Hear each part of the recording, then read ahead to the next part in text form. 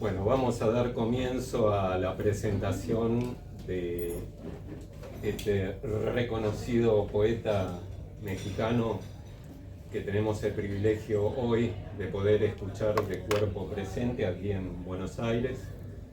Nos visita por unos pocos días y bueno, aprovechamos para hacer la presentación de dos libros, dos poemarios híbridos, insólitos en Argentina.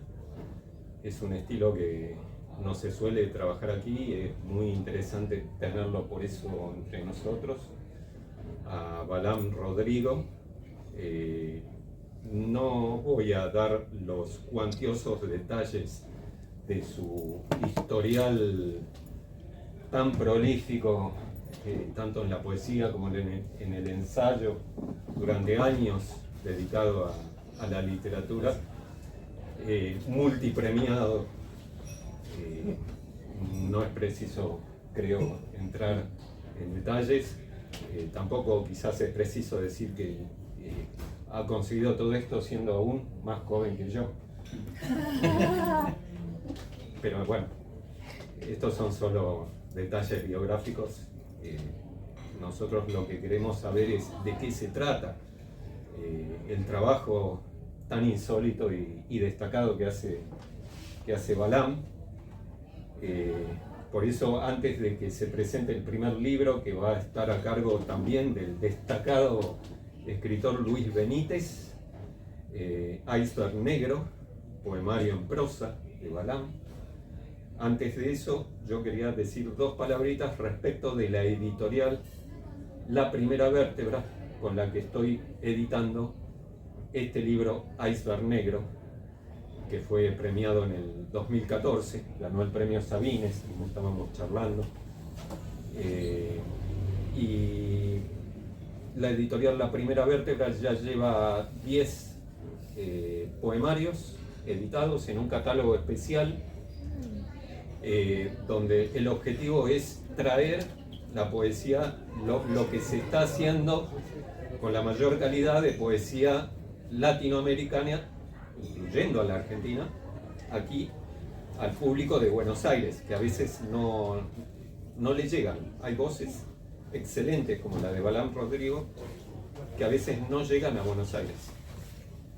Entonces, dos palabritas para decir que el catálogo latinoamericano con que inicia La Primera Vértebra, surgido en el año 2020 y que ya suma 10 libros distintos, no tiene un propósito comercial, sino que pretende ser un catálogo de colección.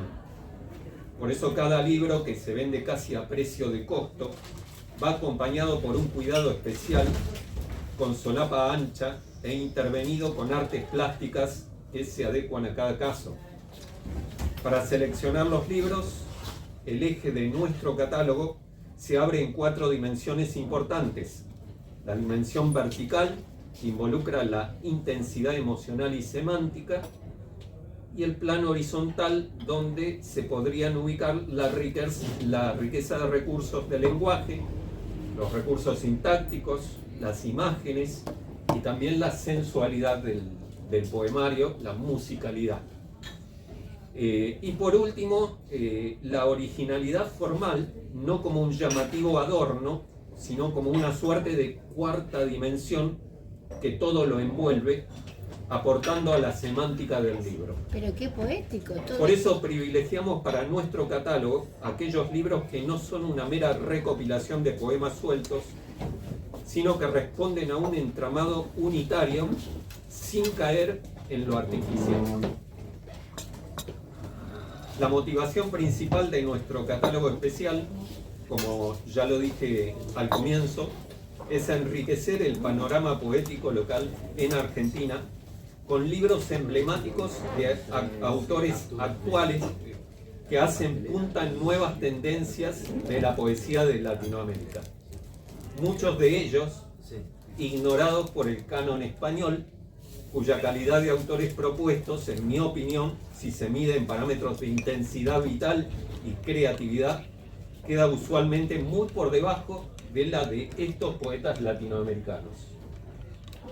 Y me refiero, entre ellos, al aquí presente. Y en cuanto se presenta la ocasión, la primera vértebra desea hacer la difusión convocando a los autores mismos en persona. Esto por la editorial. Ahora le cedo la palabra para presentar el primer libro, titulado Iceberg Negro, a el escritor Luis Benítez. Buenas noches a todos, muchas gracias por estar aquí presentes y en primerísimo lugar quiero agradecer el honor de la invitación de la editorial a través de mi amigo el poeta Claudio Archubi para poder decir algunas modestas palabras sobre un autor que prácticamente no necesita presentación, como es nuestro ilustre visitante Balán Rodríguez. Como yo hablo muy mal en público, como ya se dieron cuenta, Basta que hable fuerte. Claro, me traje lo que en Argentina llamamos el machete, como cuando estábamos en el colegio. Más de 80 piezas breves, de particular hondura y singularidad formal, estructuran Iceberg Negro, que acertadamente ofrece primera vértebra en una cuidada edición, tras ser consagrada la presente obra un decenio atrás con el prestigioso Premio Internacional de Poesía Jaime Sabines en el país natal del autor. Un complejo entramado de sentidos ofrece esta nueva obra de Rodrigo, no por ello abstrusa ni lejana para la sensibilidad emocional e intelectiva de quien recorre sus páginas. Por una parte, tenemos ante nosotros una suerte de poesía iniciática, conducente a la elevación posible del grado inicial de lectura hasta llegar ante la presencia de un núcleo sostenido de alta espiritualidad y la posibilidad de sumergirse en él e integrarse así a una epifanía continuada. Se trata de una transición graduada muy hábilmente por Balán Rodrigo, como si cada poema fuese un escalón ascendente, fase de un periplo del alma que ésta debe recorrer pausadamente para que la operación de genuina transmutación psíquica se concrete. Partiendo de cualquier condición en que se encuentre el lector de Iceberg Negro, el ascenso sensible se producirá sin mayores alicaídas, merced a la demostrada destreza del poeta para conducir a quien recorre estas páginas sin ceñirse a una unívoca propuesta. Antes bien, lo que realiza es una apertura a la traducción, a sus propios códigos que necesariamente concreta el lector, al interpretar lo ofrecido por el poemario de acuerdo con sus propias imágenes del mundo, de sí y de su misma circunstancia. Esta habilidad del poeta mexicano para poner en palabras significados tan complejos como los que explora, explicita y convida a compartir, posee desde lo formal una sólida apoyatura discursiva, valiéndose el autor de todo tipo de recursos para arribar a su objetivo primordial.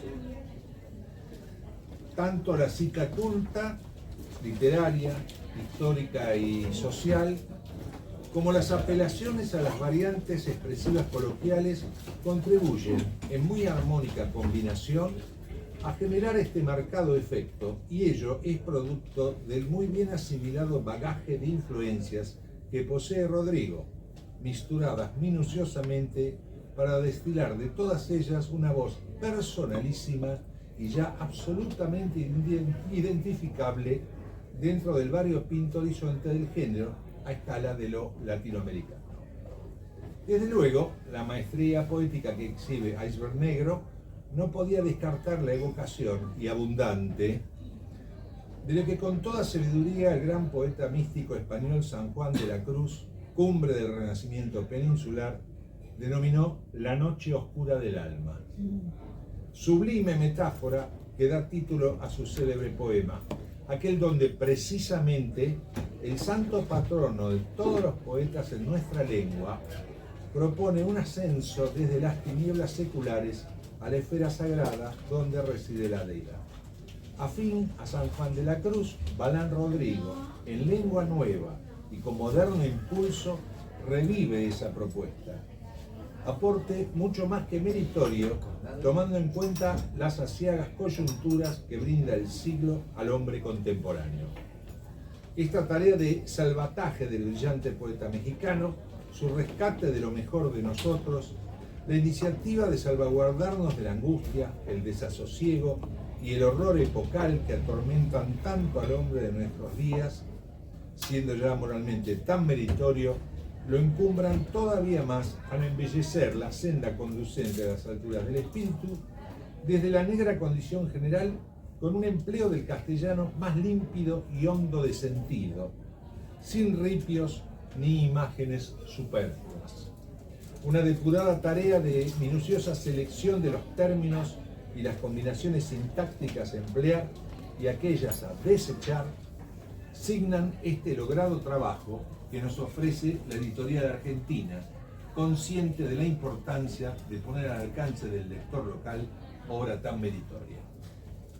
Finalmente, recordemos cómo el padre del existencialismo cristiano, el gran filósofo, teólogo, poeta, escritor, novelista y crítico literario danés Søren Eibe Kierkegaard, señalaba la faceta positiva de la angustia como primer paso hacia la reflexión posible respecto de nuestra condición, y cómo el tránsito por esta ineludible instancia nos puede conducir en definitiva hacia la salvación y posteriormente al encuentro con la gracia salvífica.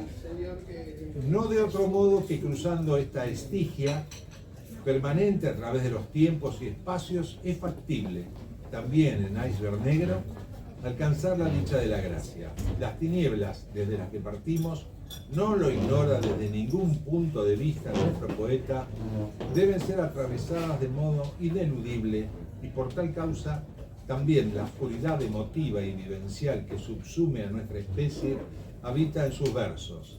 Es iluminada con similar precisión y pericia hasta en sus rincones más sombríos. Bendita sea, en el sentido antiguo y más preclaro, la insigne tarea del gran poeta mexicano. Muchas gracias, damas y caballeros.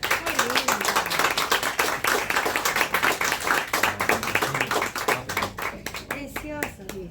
Muchísimas gracias. Ahora tiene la palabra el Balam, para ver si nos lee algo Sí, de tan elogiado libro. sí. ¿Puedo ver? Gracias. Queridos, gracias por acompañarme, gracias por venir. Pues bueno, antes que nada agradecer pues a este espacio, este lugar, ¿no? Este bar Cabildo que aceptó, ¿no? La propuesta que hizo Claudio, a quien debo agradecer también muchísimo, que tanto la locura de aceptar que se haga una presentación, la locura de aceptar también Luis, que no nos conocíamos físicamente, la invitación de Claudio por doble, por triple para acompañarme aquí y pues animarse a presentar un libro de alguien a quien no conocía físicamente. Y por otra parte, lo insano de un editor como Claudio, lo debo decir acá, de publicar poesía. Alguien decía, no publico poesía porque es a fondo perdido, siempre ha sido a fondo perdido. La poesía está más allá incluso de lo mercantil y hay quienes dicen que más allá de la literatura, pero esta confluencia de locuras, de aparentes insanías, a mí me parece totalmente vital en un momento tan complicado en el que vivimos una deshumanización permanente, seguir apostando por la poesía, por la publicación de poesía. Y hace un rato me decía Claudio, pues de lo costoso en muchos sentidos, de tiempo, recursos, laburo, que hay que dedicar a la edición. ¿Y por qué editar a alguien que viene desde otra latitud, desde Chiapas hasta acá, y un libro además que ya fue publicado hace algún tiempo? Pues solamente una pasión desbordada por aquello que inexplicable, que tiene que ver con el espíritu y algo de lo que ha mencionado Luis, pues es que hacen posible esto. Y me decía Claudio, ¿por qué no reunía mi poesía y se publicaba? Le digo, en realidad pienso en los árboles, no es que no me gustaría, pobres árboles, ¿no? Porque son talados y a veces se publican libros, pues quizá algunos de los míos que no valen la pena, pero afortunadamente se hacen muy pocos de ellos, a diferencia de muchos otros que son publicados por cientos de miles, y yo siempre digo, bueno, pobres árboles, en realidad hay un impacto, hay un ecocidio en ese sentido. Espero que los árboles que se hayan talado para publicar estas hojas y de enorme esfuerzo y la valía del trabajo de la Primera Vértebra como editorial, pues bueno, le satisfaga ahí a algunos de los lectores que se animen a comprar este libro, que es bellísimo, además está bellamente editado. Y solamente otra cosa, la amistad, ¿no? Una amistad profunda que está mediada y estuvo mediada a través de Teresa Orbegoso, ¿no? Que sigue presente aquí, a quien yo también quise, y que estuvo en Chiapas junto con Claudia alguna vez, y que a través de este sueño posible, tanto de Tere como de vos, que dio Claudio, se pudo hacer pues esta editorial. Y bueno, este es el quinto libro, no sé si haya quinto malo, igual este es el quinto malo de la colección, ¿no? El libro de Teresa Orbegoso es el tercer libro, su gran libro Perú. Y pues yo te agradezco mucho, no tengo más que agradecer. Y lo otro también es que esta circunstancia de mi presencia aquí en Argentina se da a través de un evento académico al que fui invitado por razón de mi reciente trabajo en el tema de la migración, desaparición forzada de migrantes y demás. Entonces se confluyen varios aspectos que tienen que ver con un humanismo profundo tan necesario en estos tiempos, en los que decía Jorge Teillier, me gusta mucho lo que él dice, ¿para qué publicar poesía en tiempos en un poema no va a detener la marcha mañana, no va a evitar las violencias, no va a detener la guerra ni el hambre? En México no detiene las balas, créanme que no, y lo hemos padecido y las hemos sentido muy cerca, pero lo que dice Jorge Teillier es que la poesía nos ayuda a sobrevivir la infinita miseria del mundo. Y creo que publicar poesía, ¿no?, es también un acto de sobrevivencia, porque sabemos que no es negocio, la guita está en otra parte, pero aquí hay mucho de espíritu y mucho de humanidad. Y yo les quiero agradecer. El 3%.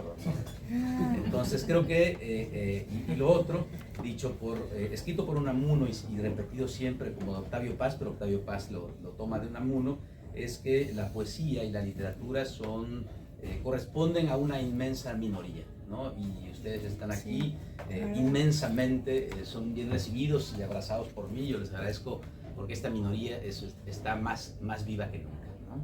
Voy a leer entonces de Iceberg Negro. Te agradezco mucho, Claudio, te agradezco mucho tus palabras, Luis, que es de un trabajo que tiene que ver con mi decisión, lo quiero decir aquí, creo que no lo he platicado, de no continuar en mi trabajo como posible pastor, en el trabajo pastoral.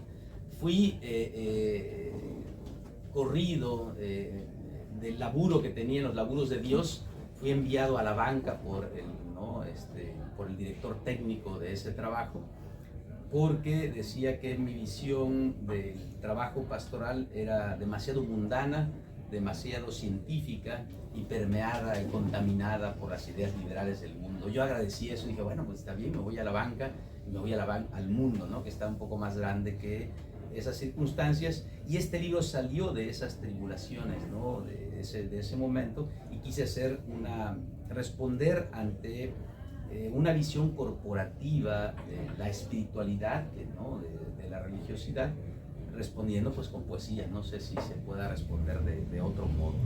Entonces salió este libro con el que cerré todo un periodo de escritura que tenía que ver con estas búsquedas, ¿no?, que tienen que ver con el orden espiritual. De Iceberg Negro, algunos fragmentos de distintas partes. El poema atraviesa el corazón y su limo hondo y silencioso.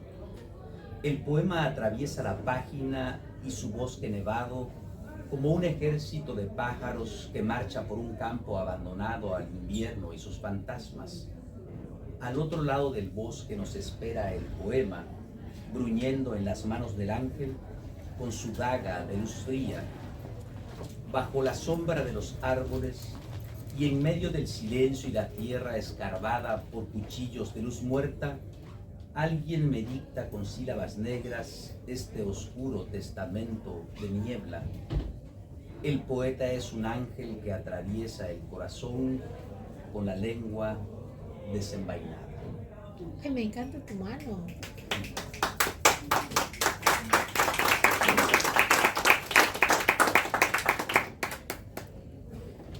gran metapoema Sí, que da eso. puntapié inicial al libro. Eso.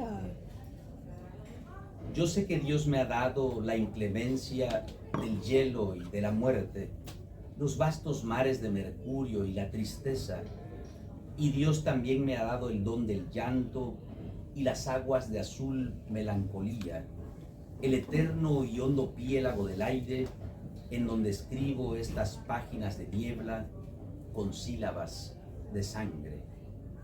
Nieve, muerta y negra nieve, mordiendo los espejos, las agujas de añosos relojes en las plazas y su grieta oxidada y mortal. Luz yerta y su lengua lunar y fugitiva, lamiendo los bueyes y campanas, la maculada sombra de los libros, las páginas tatuadas por el polvo en las estanterías de ocultos regimientos, y la nieve, la muerta y negra nieve, mordiendo el álgebra del corazón y su misterio. Tienen ya estos poemas casi 20 años que los escribí, tardaron un poco más en publicarse. Ya tenía mucho tiempo que no leía, ¿no?, de estos. Ya te conocí también. leyendo de este Sí, libro. sí, nos conocimos a la luz, ¿no?, o a la sombra de este libro. Leo con voz de hiedra entre árboles y lenguas decapitadas. El cardo, imán purpúreo, pulsa leves notas en los ojos del insomne, bestia que respira una luz dura y ahogada. Hablan de su hierro la sal y los fantasmas. Beben los hombres la mansedumbre del agua, la ira de las dagas abandonadas. Panes de acíbar entre ojo y sendero, cuchillos de luto afilando tragos de dolor.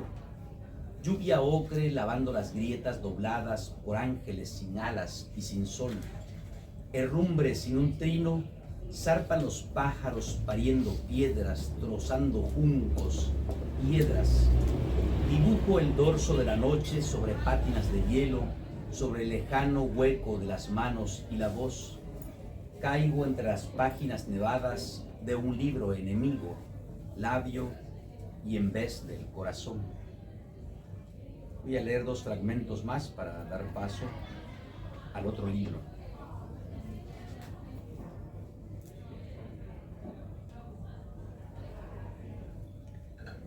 Bebe la niña la oxisa luz de los espejos, vaga en tinieblas, quieta y pulida, inerme hacia la llama de los ojos. En la mesa de ópalos y junto al mar de vidrio que fulge en la ventana, un petirrojo disecado atraviesa los sueños de la muerte. Trina silencio en el aviario una gota de aire, polen metálico del canto. Regresan la sed y los murmullos al fundamento de la voz, al regimiento de la lengua y sus oxidaciones. Derrotan los espejos la luz y la mirada. Danza la niña, calla. Y leo este poema que cierra, o el fragmento que casi cierra el libro, uno de los que está al final. Un ángel desciende hasta la cama y toca su mano la frente de la anciana. Resurrección y evangelio de la luz entre la niebla. Afuera cae la nieve, muerta nieve lenta. Imposible cifrar lo que el ángel murmura o en qué idioma bendice la vejez con el espíritu. Mesa con dedos refulgentes el invierno que madura en largas canas argentadas. Ahuyenta la enfermedad y la agonía, disipando la muerte abovedada en los alquitranes de la carne y de la alcoba. Un ángel silba en los ojos de la anciana y ella bendice con el sueño el asombro acumulado en las pupilas de su nieto, manso vigía del milagro. Afuera, en la indolencia de la nieve y la terrestre orfandad de los hombres, la risa de Dios resucita el milagro del silencio. Precioso.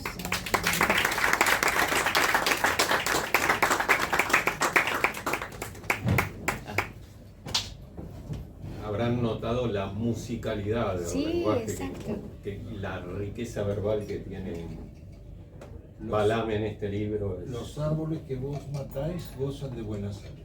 Esperemos no ser. Yo decidí, Cocido.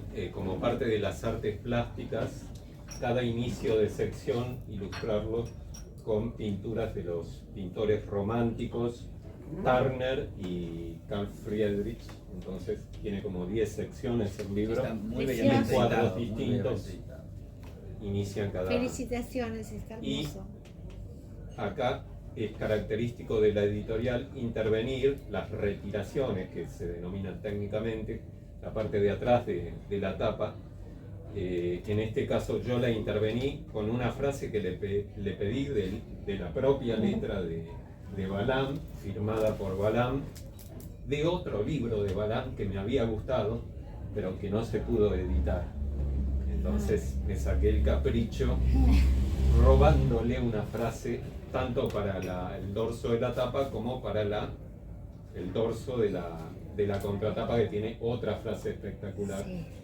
de ese otro libro, que son artes poéticas, ¿no? Es todo un libro de arte poética, el del Machete. Sí, es que lo va a publicar, bueno, va a aparecer en este mes, ya en estos días, en la Fonda de Cultura Ecuménica, ya no se llama Fondo de Cultura Económica, ¿no? Pero, entonces no dieron permiso para que se publicara por otra editorial. que, bueno, Firmaste con no, sangre.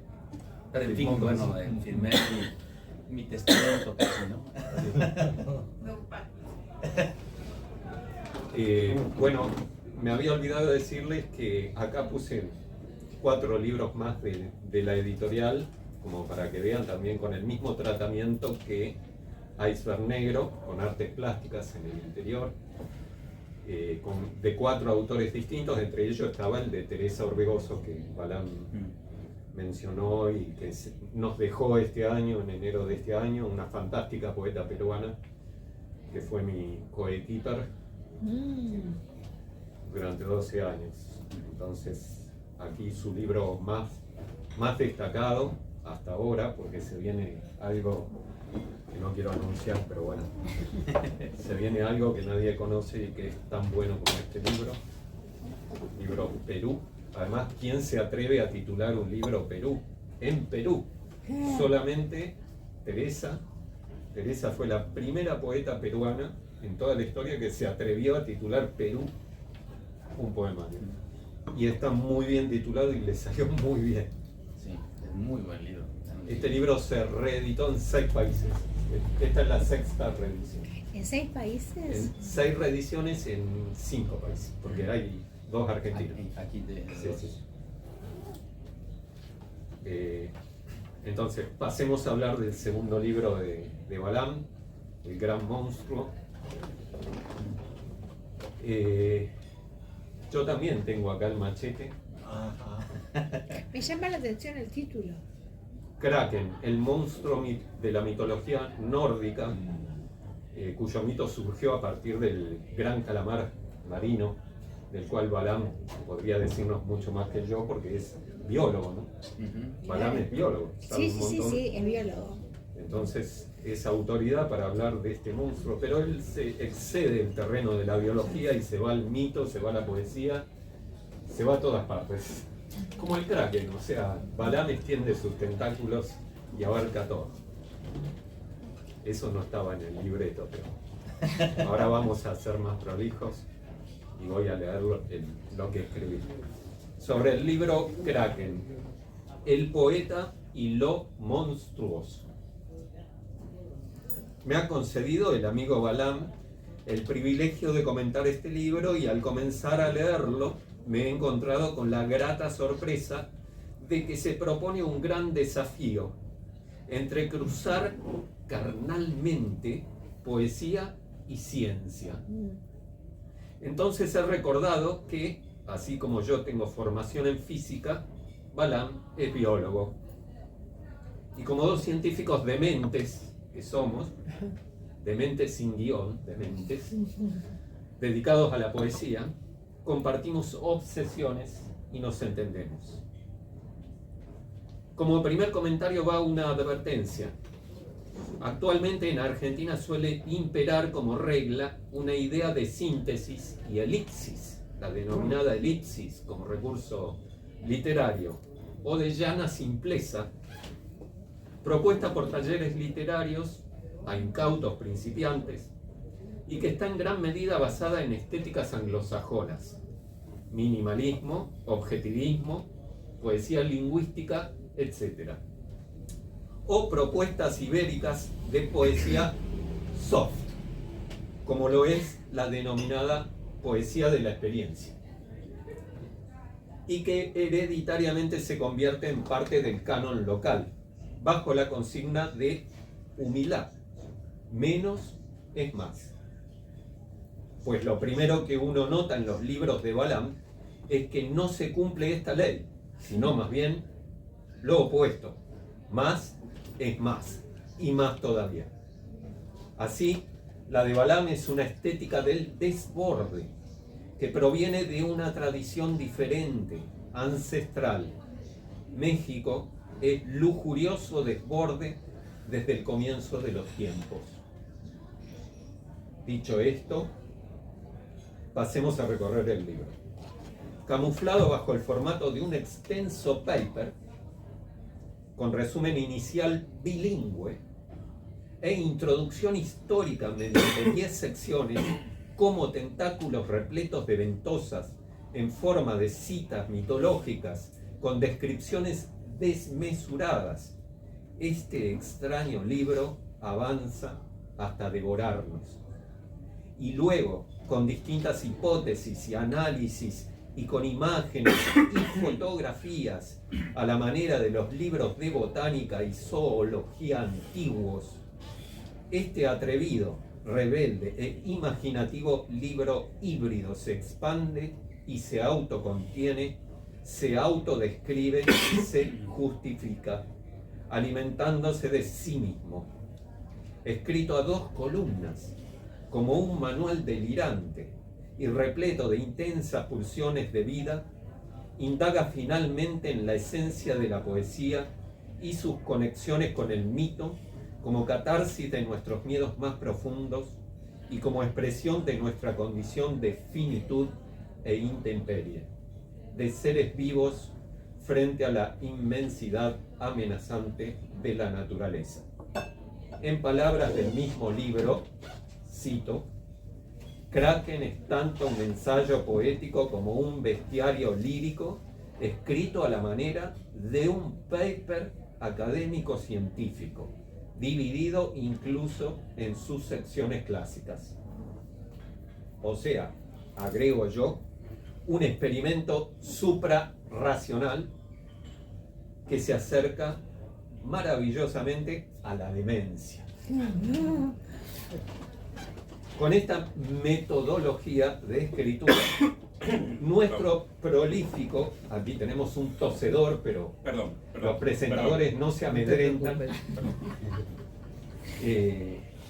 Con esta metodología de escritura, nuestro prolífico y multipremiado Balam, nacido en Chiapas y con una obra de más de 50 libros, vuelve a confirmarse como insertado, junto con poetas como Ernesto Carrión en Ecuador o Teresa Orbegoso en Perú, en las nuevas tradiciones americanas.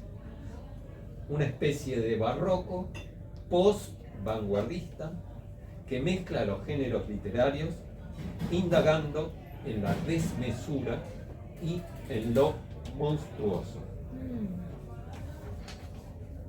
Por momentos poema en prosa, por momentos recopilación histórica de textos, con varios apartados ramificados cada uno en 10 partes, el camino que nos traza Balam nos va sumergiendo en un mundo fantástico. La estructura de este libro se va mimetizando con la anatomía del monstruo que describe. Apretados entre sus tentáculos, sentimos que el libro mismo, como extensión del poeta, se va convirtiendo en el siniestro y apabullante Kraken. Dice el libro en uno de sus decálogos, cito: Kraken, árbol cuyas hojas son machetes recién afilados y ramas con flores que son lenguas polinizadas por el invisible insecto de la poesía. Tomar el árbol kraken por el tronco y arrancarlo para barrer con sus 10 tentaculares ramas el mundo, decapitarlo a cada paso, desmembrarlo de raíz para fundar uno nuevo y sembrar en él semillas de eternidad, poemas recién nacidos de la sed, decálogo en ramos de lenguas con flores palpitantes que lamen los ojos y los oídos y fecundan el corazón. Arrasar con el mundo establecido para fundarlo de nuevo a través de la palabra, tal es la pretensión del poeta. Y más adelante, este indomable libro, felizmente rechazado por varias editoriales españolas, Wow. pues algunas sugirieron modificaciones torpes que le hubieran cercenado la cabeza tentacular al texto y que el autor se negó a hacer, dice así, cito: la poesía es el kraken literario, ni el método, ni las categorías, ni el canon, ni la academia, ni la cursilería, ni la estupidez, ni género escritural alguno alienado por las cadenas del sesgo o el circo del espectáculo podrán domesticar. Y otra vez, en un siguiente fragmento, se compara la poesía con el kraken. Cito: y cada uno de sus 10.000 millones de brazos, tentáculos, masas y ventosas se aferran al cuello de la historia humana, como se aferra el kraken a la ballena, intentando librarse de ella, tal como intenta el poeta librarse de las cadenas de la muerte, arrojando tinta y cantando. Así, desde las oscuras profundidades del inconsciente, emerge la imagen del kraken para verse reflejada en el cefalópodo gigante que habita las profundidades marinas, pero también para verse en el espejo fractal de las galaxias, hasta ser símbolo mismo de la estructura ontológica del universo. Un cosmos distinto y complejo, que más se parece al caos de los físicos que al cosmos de los griegos.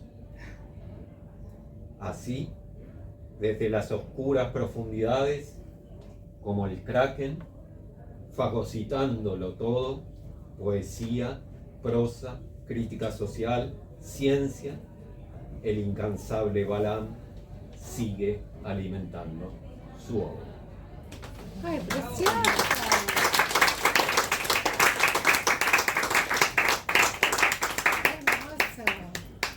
Ahora escuchemos al poeta y dejemos de... Y viene y lo que Dejemos la tiene- hojarasca. Preciosa. Tiene 14 grupos de figuras. Bueno, voy a comenzar al revés, no hablando A ver. de cosas técnicas. Este libro, también yo hice todo el trabajo iconográfico, los collages y demás. Y es un libro que tenía pensado escribir hace muchísimo tiempo. Muchas gracias, Claudio, por tus palabras. Desde mediados de los 90, cuando comencé a estudiar biología, me llamaron siempre la atención, además, los cefalópodos. Por 20.000 leguas de viaje submarino, obviamente. Yo no quería ser el Ned Land, ¿no? el gran héroe, el que está cuidando a todos, el marinero, sino ser Pierre Aronnax, que es el profesor. No quería ser ni el capitán Nemo, todos querían ser Nemo. Dije, no, yo no quiero ser jefe. Vos ¿no? buceás, Todo, vos quieres buceás. jefe submarino. Dije, no, yo quiero estar ahí, ¿no? Mientras todos, unos están batiendo con las fieras y el otro está dirigiendo a todos. Dije, mientras me dejan descansar, yo sería Pierre Aronnax, leyendo toda esa maravilla de libros, estudiando la naturaleza, etcétera. Y cuando es atacado, obviamente, cuando se encuentran con este pulpo colosal, eso me maravilló desde niño, y por causa también de Jules Verne, de Julio Verne, es que me decidí también por la biología. En la zoología 3, que en esa materia es donde lleva uno estudia los moluscos, los invertebrados, pues yo me enamoré de las sepias, de las jibias, de los pulpos, de los calamares particularmente, y ahí volvió a evocarse esta imaginación infantil sobre estos animales. Pasaron muchos años y yo quería escribir un ensayo, un libro de poesía, o un libro, en fin, algo sobre el calamar gigante, y decidí no pensar uno como niño, pero también como científico y como muchas cosas. Lo que hice fue pensar en cuando leí los primeros libros, cuando yo era niño, no eran libros para niños, y además yo me puse a pensar, y piensen ustedes leyeron un libro bajo la idea de género, o simplemente pues comenzamos a leer sin prejuicio de qué género está leyendo. Ahora dicen, bueno, ¿qué leo? Ahora leo cuento, leo ensayo. Yo leo libros, en realidad leo literatura, no me interesan a mí los géneros. Y entonces, desechando esa idea de encasillar el libro, lo que sí hice fue encasillarlo bajo una estructura, y tiene una estructura de artículo científico, porque parece ser que no solo los científicos, sino los académicos nos hemos, porque yo he sido académico también, apropiado de una estructura de comunicación de la ciencia y que tampoco es hacer ciencia. Y hemos hecho tan especializado nuestro trabajo que difícilmente alguien de otra especialización puede leer media línea de lo que un neurólogo especialista en sinapsis y en el estudio de la dendrita tal, entre solamente colegas que pues conocen esa área del cerebro pueden quizá leer, etc. Y si nos vamos a las ciencias sociales, las ciencias exactas son aún más complejas, la física. Dije yo, bueno, voy a tomar esa estructura, ese corsé, para darle libertad al kraken, para enjaularlo aparentemente con palabras. Y por otra parte, ¿por qué hablar del kraken, del Architeuthis dux? Porque además, en medio de todo este mare magnum tecnológico, me ha parecido siempre una criatura más que ha atrapado mi imaginación, porque hablo no solo del kraken, sino de una especie biológica en particular, el Architeuthis dux, que es el calamar el invertebrado más grande del que se tiene noticia. 20 metros, decías. Por sí, así. pero podría alcanzar mucho más, digamos. En la antigüedad seguramente hubo algunos que alcanzaron más, y biológicamente podía alcanzar hasta 50 metros en términos biológicos, y el más grande que han encontrado ha tenido 22 metros, ¿no? Por inferencia, es decir, por las marcas que deja en algunos cachalotes que se los comen. Entonces, para mí es interesante que, en estos tiempos apenas hay entre 5 y 10 videos directos del calamar gigante. Se conoce muy poco, pese a toda la tecnología, porque vive en los grandes abismos, sobre todo en el hemisferio norte, pero está en todos los mares del mundo en realidad. Y entonces, teniendo toda la tecnología que tenemos, hay muy pocas grabaciones. Pero algo curioso, un amigo hace cosas de criptozoología, eres biólogo y analiza esas representaciones criptozoológicas. Dice, conforme pasa el tiempo, tanto las grabaciones de ovnis como de críptidos, de estos animales o seres mitológicos, cada vez curiosamente son más borrosas, habiendo tanta tecnología, tantas cámaras, tantas celulares. No hay una sola imagen clara de ninguno de los monstruos míticos, pero paulatinamente, entre más aumentan las grabaciones del calamar gigante, disminuyen las del Yeti o las del Sasquatch, y cada vez peor todavía las de, por ejemplo, los ovnis. Teniendo tantas cámaras y tan buenas, ¿por qué siempre están borrosas? Entonces, eso por una parte.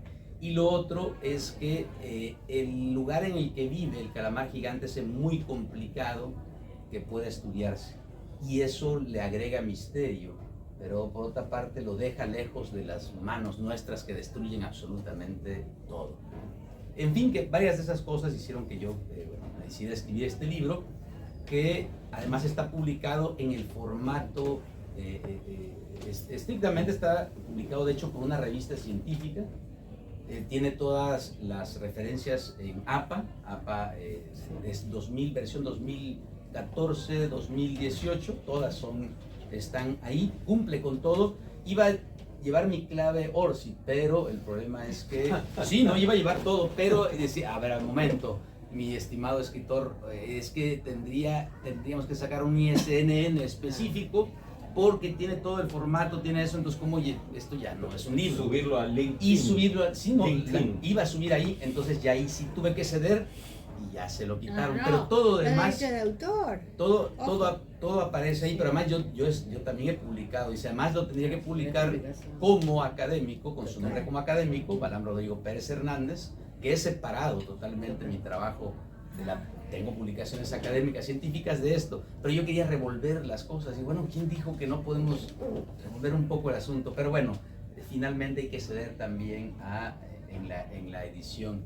El libro salió finalmente y Premio Nacional de es el Premio Nacional de Ensayo en México. Está camuflado de ensayo. Y es la primera vez que un ¿Qué año? libro sobre ciencia Ajá. y un libro que en realidad es un poemario gana el premio de De ensayo. ensayo. Fue rechazado en 10 premios de poesía y en uno me gustó mucho porque me enviaron un comunicado, fueron muy decentes, torpes pero decentes, diciendo, mire, es que en este departamento es de literatura, le recomendamos enviar su propuesta de dictaminación con sus pares científicos en el departamento de ciencias biológicas. Ahí es donde pueden dictaminar su propuesta de artículo científico. Dije, bueno, se tragaron el bulo, al menos eso funcionó, pero si yo lo mandé al premio que ellos convocaban, pues es porque creía que también era eso. Finalmente creo que los ensayistas resultaron leer mejor poesía que los compañeros poetas, al menos que estuvieron a cargo ahí en esos certámenes. En fin, voy a leer algunos fragmentos de este libro. Y yo me divertí mucho además haciéndolo, porque lo hice con mi familia, mis hijos y mi mujer fueron viendo cómo escribía yo. También la idea era romper un poco esa idea que se tiene de estar ahí encerrado y que nadie me toque ni me vea y que estoy en la locura. No. Tenía ratos, bueno, en los que andaba bravo por escribir esto y tenía que terminar. Pero voy a leer un fragmento del resumen. El Kraken habita en todos los océanos del planeta, incluyendo el mar del misterio poético, totalmente libre y salvaje, aún inapresable e inédito. Domesticado y castrado por el sueño artificial de la felicidad globalizada, su verdadera pesadilla en el mundo virtual, el Homo sapiens ha intentado domesticar y castrar también a todas las demás especies, objetualizándolas, consumiéndolas y transformándolas a su imagen y semejanza en materia prima, productos, recursos, mercancía, obsolescentes bioartefactos programados para el consumo.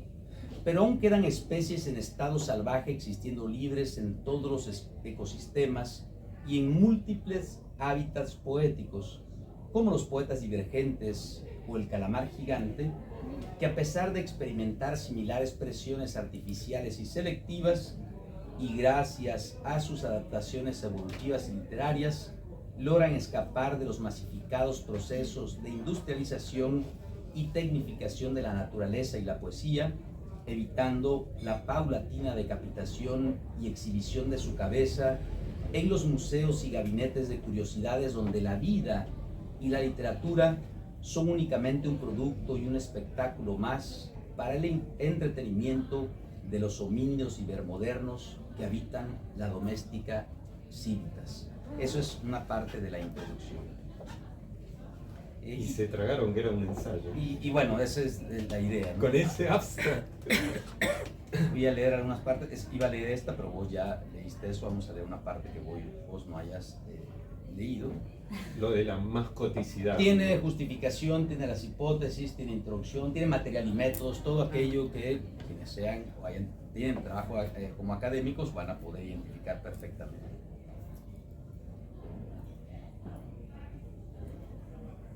Es un libro aparentemente ninguna hipótesis invertebrada, ninguna lengua, y en el lugar de la boca 10.000 ventosas llenas de picos, diamantes, piedras de amolar y afilar el viento, ninguna lengua, y en la cavidad sin nombres ni palabras, deshiervada ya de sargazos, gritos y fonemas, brillan 10 tentáculos rojos, 10 ramas cuya inflorescencia es ramillete de ventosas recién nacidas y esmeriladas sobre la diamantada gota de sal, ninguna lengua, solo un relámpago de carne partido en 10 báculos de luz, tentáculos que aprietan el aire, que asfixian las voces, que estrangulan las palabras, las domeñadas, las amansadas palabras, las inútiles palabras, lengua que no es lengua, relámpago líquido, lengua múltiple, décima lengua, lengua líquida, lengua kraken, poeta, carne que habla. Precioso.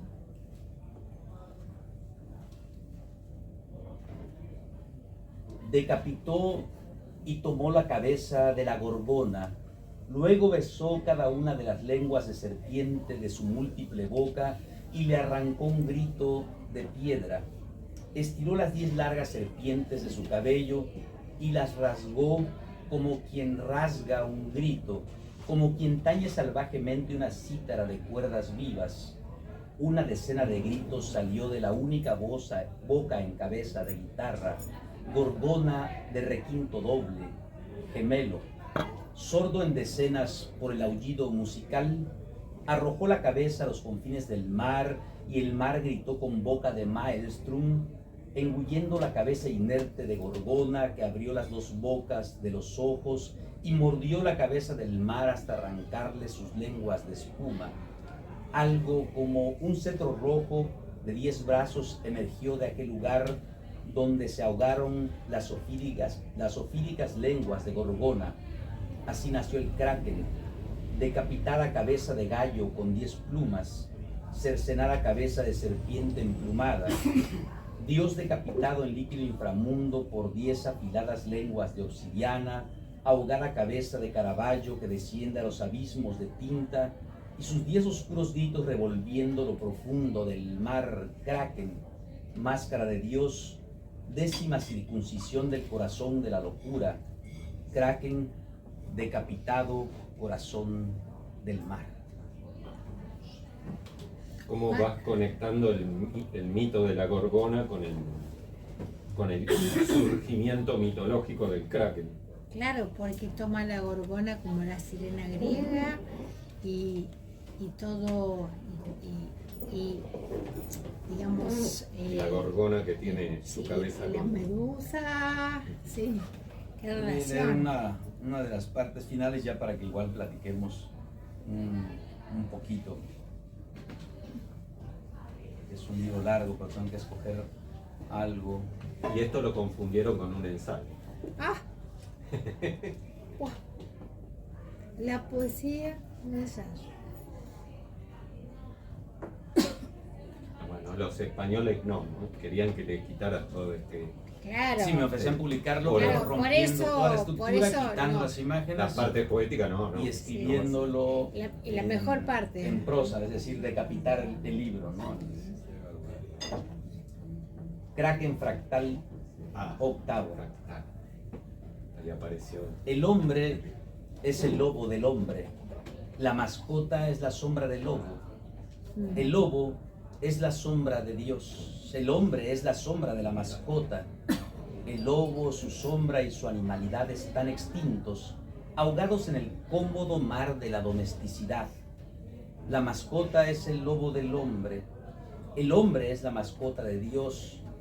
Dios pasea con la doméstica y bípeda mascota atada a su mano zurda, con el lazo de la muerte ciñéndose invisible al cuello del primate, que a veces canta silencio o aúlla prosa en decenas de lenguas. Pero la sombra del homínido corre libre sin ser domesticada ni mascotizada por la gran estepa del mar océano, extensa llanura de sal en la que habitan Leviatán y la líquida poesía del kraken. Toda poesía sin animalidad es una inútil mascota del lenguaje. La animal poesía jamás se domestica ni se mascotiza, tampoco su sombra cefalópoda. El kraken, con su decena de mazos de luz, es la sombra de Dios proyectada en nuestros sueños, marítimo lobo decimal que vaga en el océano y la psique interminables. La poesía espera agazapada y paciente a su presa, mientras lame sus heridas con 10 lenguas de loba. Kraken hembra. La lengua es la mascota de la poesía. El hombre es la mascota del hombre. Todo un silogismo. Fantástico. Fantástico.